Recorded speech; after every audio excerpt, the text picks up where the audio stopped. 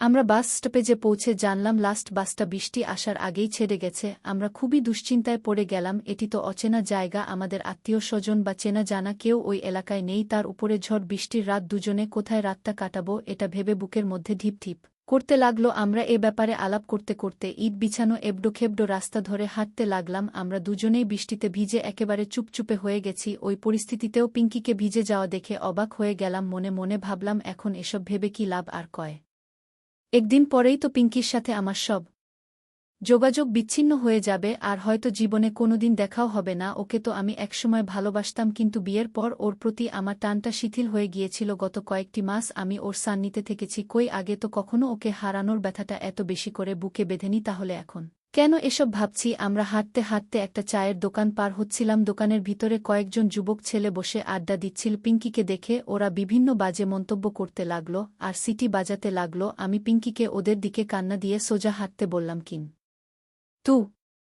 তবুও শেষ রক্ষা হলো না। পিছন ফিরে তাকিয়ে দেখি ছেলেগুলো আমাদের পিছু নিয়েছে। প্রচণ্ড ভয় পেয়ে গেলাম। এই অচেনা জায়গা, রাতের অন্ধকারে পিঙ্কিকে নিয়ে আমি একা, যে মেয়েটার সাথে বলার মতো কোনো সম্পর্ক আমার নেই, আমি একা এতগুলো ছেলের সাথে কি করব? ভয়ে আমার শরীর কাঁপতে লাগলো। পিঙ্কিকে বোধ হয় আমি আর বাঁচাতে পারলাম না। পিঙ্কি ফুপিয়ে কাঁদতে লাগলো। ও খুব জোরে আমার হাত চেপে ধরেছিল। আমি তবুও সাহস না হারিয়ে পিঙ্কিকে বললাম, ভয় পেও না, আমি আছি, পা চালাও আরও জোরে। আমি পিঙ্কিকে নিয়ে হনহন করে হাঁটতে লাগলাম, কিন্তু তবুও ছেলেগুলো আরও কাছে চলে এলো। পিঙ্কির জুতা ওর হাতেই ছিল, কাজেই ওর দৌড়াতে সমস্যা হবে না ভেবে নিয়ে আমি এবারে ওর হাত চেপে ধরে ফিসফিস করে বললাম, জাস্ট দৌড়াও। বলেই ওকে নিয়ে আমি প্রায় উড়ে চললাম। জীবনেও এত জোরে দৌড়ায়নি। পিঙ্কি শুধু পা চালিয়ে যাচ্ছিল, ওর পুরো ভার আমি টেনে নিয়ে দৌড়ালাম। ছেলেগুলো আমাদের পিছন পালালো। বলতে বলতে দৌড়াতে লাগলো। প্রচণ্ড বৃষ্টি হচ্ছিল তখনও। কিছুদূর গিয়েই আমি একটা টিমটিমে ঘোলা আলো দেখে সেদিকে দৌড়ালাম। পৌঁছে দেখি একটা মুদির দোকান। আমি পিঙ্কিকে নিয়ে সোজা দোকানের ভিতরে ঢুকে গেলাম। পিঙ্কি প্রচণ্ডভাবে হাঁফাচ্ছিল। দোকানি লোকটা বেশ বয়স্ক। আমি দোকানিকে সব বললাম। উনি বসতে দিয়ে পানি এনে খেতে দিলেন। একটু জিরিয়ে নিয়ে আমি উকি দিয়ে দেখলাম ছেলেগুলো একটা গাছের নিচে জটলা করে দাঁড়িয়ে অপেক্ষা করছে, সম্ভবত আমরা বেরলেই ধরবে। দোকানি লোকটা আমাদের সব কথা শুনে বলল, আপনারা চিন্তা করবেন না, চৌকিদার আইলে আপনাগোরে চেয়ারম্যানের বাড়িতে পাঠায় দিমুনে, ওইখানে রাইটটা থাইকা ভুরে যাইবেন গিয়া। আমরা বসে রইলাম। প্রায় ঘণ্টা পরেই হারিকেন আর লাঠি হাতে গ্রামের চৌকিদার এদিকে এলে দোকানে। তাকে সব বলল। চৌকিদার আমাদেরকে সাথে করে চেয়ারম্যানের বাড়িতে নিয়ে গেল।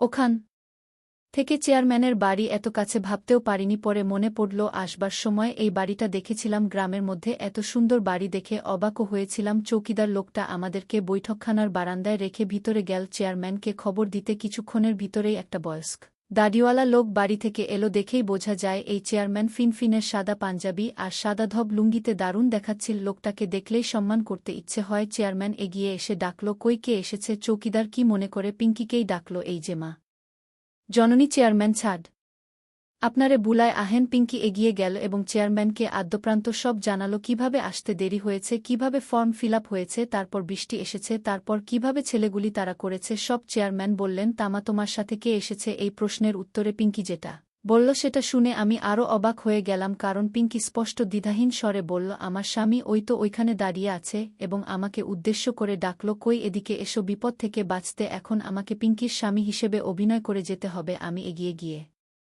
সালাম দিয়ে দাঁড়ালাম।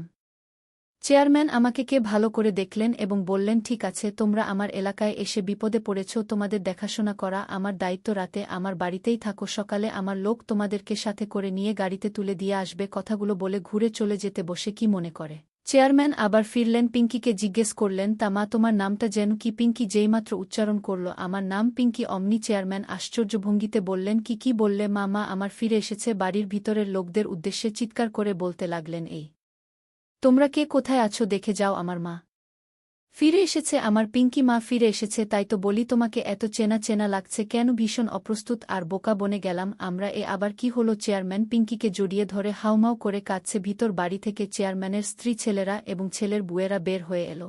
চেয়ারম্যানের পিঙ্কিকে নিয়ে এরকম নষ্ট হতে দেখে ওরাও অবাক হলো। বেশ কিছুক্ষণ পর পরিস্থিতি একটু শান্ত হলে চেয়ারম্যান ঘোষণা করল, আজ থেকে পিঙ্কি আমারই মেয়ে, আর সে তার স্বামীকে নিয়ে আমার ভিতর বাড়িতেই থাকবে। বিশ্বাস করতে কষ্ট হচ্ছিল, সত্যি এসব ঘটছে না, স্বপ্ন দেখছি। বুঝতে পারছিলাম না একদিনে এতগুলো ঘটনা। সত্যি বিশ্বাস করা কঠিন। চেয়ারম্যানের বাড়িটা বিশাল, অনেকগুলো ঘর, পাকা বাড়ি, উপরে টিন সেট। আমাদেরকে এক কোনায় দুই দিকে খোলা একটা রুমে জায়গা করে দেয়া হলো। গ্রামের বাড়ি হলেও শহরের আধুনিক সুযোগ সুবিধা প্রায় সবই আছে আমাদের যে রুমে থাকতে দেয়া হলো সেখানেই বাথরুম বিশাল বিশাল গ্রামে পুকুরের পরিষ্কার পানি তুলে এনে জমা করে রাখা হয়েছে খুব দ্রুত আমাদেরকে শুকনো কাপড় দেয়া হলো আমি আর পিঙ্কি একে একে সেই বাথরুমে গিয়ে আমাদের কাদা পানি মাখা নোংরা কাপড়গুলো ছেদ এলাম পরিষ্কার হওয়ার পর পিঙ্কিকে দেখতে খুবই পবিত্র লাগছিল ও আসার সময় সালোয়ার আর কামিজ পরে এসেছিল আর এখন ও পরে আছে লাল সাদা একটা জামদানি শাড়ি আমি পরেছি শার্ট আর লুঙ্গি আমাদের কাপড় পাল্টানো হয়ে গেলে চেয়ারম্যানের ছোট ছেলের বউ আমাদের সাথে অনেক গল্প করল তার কাছেই জানলাম চেয়ারম্যানের একটাই মেয়ে ছিল নাম পিঙ্কি 2 বছর আগে এসএসসি পরীক্ষা দিয়ে ফেরার পথে সাপের কামড়ে মারা যায় গ্রাম্য ওঝাদের পরামর্শে পিঙ্কিকে কবরে দাফন না করে ভেলায় করে নদীতে ভাসিয়ে দেয়া হয়েছে তাই চেয়ারম্যান পিঙ্কি ফিরে এসেছে ভেবে ভুল করেছে এবং পরে সেটা বুঝতে পেরেছেন ভুল হলেও এই পিঙ্কির নামও যেহেতু পিঙ্কি তাই চেয়ারম্যান তাকে মেয়ে বলেই মেনে নিয়েছেন এবং শ্বশুরের ভালো লাগানোকে শ্রদ্ধা জানিয়ে পুত্রবধূরাও তাদের যথাসাধ্য চেষ্টা করছেন চেয়ারম্যানের মেয়ে আর জামাইকে তাদের উপযুক্তভাবে আপ্যায়ন করার খুব দ্রুতই বলতে হবে কারণ আমরা চেয়ারম্যানের বাড়িতে যখন আসি তখন 10টা বাজে আর 12টার মধ্যেই গরম ভাতের সাথে মুরগি বোয়াল মাছ দিয়ে আমাদের খেতে দেয়া হলো খাওয়া দাওয়ার পর যেহেতু আমি আর পিঙ্কি ওদের চোখে স্বামী স্ত্রী তাই ওরা নির্দ্বিধায় আমাদেরকে এক রুমেই থাকার ব্যবস্থা করে দিল ঘটনা ভুল সারাদিনের এত ধকলের পর দুজনেই আমরা ক্লান্ত ছিলাম তাই আর দেরি না করে ঘুমানোর বন্দোবস্ত করে নিলাম দরজা আটকানোর পর দেখি পিঙ্কি আমার দিকে অভূত দৃষ্টিতে তাকিয়ে আছে সেটা দেখে আমি বললাম ঠিক আছে পিঙ্কি তুমি খাটে ঘুমাও আর আমি এই চাদরটা পেতে মেঝেতে ঘুমাচ্ছি চিন্তা করো না আমার দিক থেকে তুমি সম্পূর্ণ বিপদমুক্ত কোনো ভয় নেই তোমার নিশ্চিন্তে ঘুমাও পিঙ্কি অদ্ভুত ভার গলায় বলল আপনাকে ভয় পেতে পারলে তো আমি বেঁচে যেতাম আপনি যে কি আমি তাই তো ভেবে পাই না ফুপিয়ে কাঁদতে লাগল পিঙ্কি আমি বললাম এভাবে কেঁদো না দেখো আমি তোমার জন্য কিছুই করিনি তোমার কোনো ক্ষতি হলে আমি বন্ধুকে কি জবাব দিতাম বলো পিঙ্কি মুখ তুলে আমার দিকে তাকালো বলল সত্যিই তাই এর বেশি কি আর কিছুই নয় ঠিক এমন সময় বাইরের চেয়ারম্যানের পুত্রবধূর গলা শোনা গেল রাত তো শেষ হয়ে এলো এখনও গল্প করলে চলব বন্ধুরা পরের পর্বে বলবো গল্পের বাকি অংশ আজকের মতো এই পর্যন্ত কেমন লাগলো আজকের ভিডিও কমেন্টে জানাও সবাই ভালো থেকো দেখা হবে পরের ভিডিওতে।